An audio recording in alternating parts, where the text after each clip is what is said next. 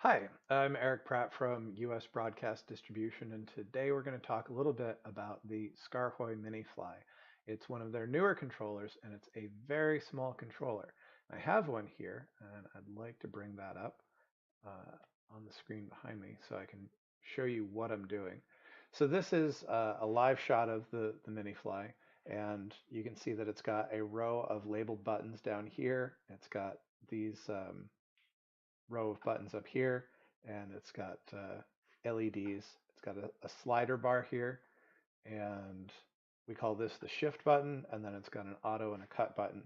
These little bars right here are actually can be lit up to do different things like tally lights, or they can also be set up as VU meters to let you know whether you've got audio on a particular channel, which is part of what we're going to get into is the enormous flexibility of what we can do with Skaarhoj. So I'm going to bring up our vMix UI. This is the system that we're controlling. So you can see if I hit the auto button, it's going to transition back and forth. But let me bring up our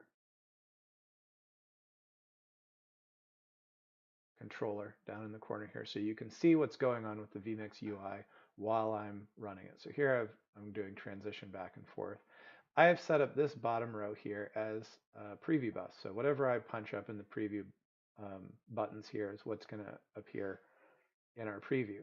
And then these top three I've set up as different overlay configurations. So if I wanted to bring up my NDI input as an overlay, or this one is the slide as an overlay, and then I also have a lower third graphic that I can bring up.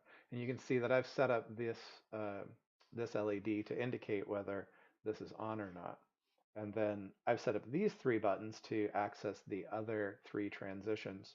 They say fade, but this is actually cube zoom, wipe, and then slide in from the top. So I've configured these to access all four different transitions. But then the really neat thing that I've done here is I've set up the shift button to make this a whole new controller. And this is sort of some of where the power lies. I'll show you what I did.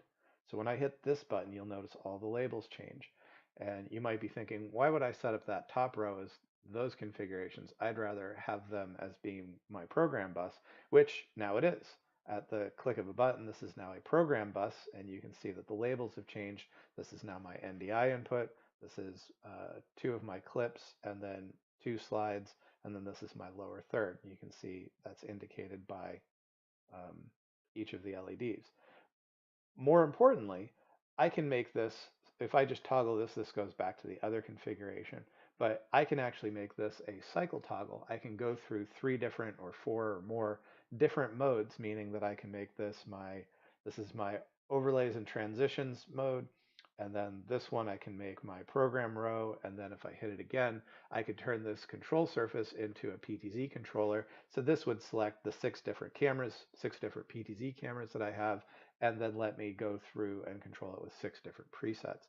That is some of the enormous power and flexibility that the Skaarhoj controllers have.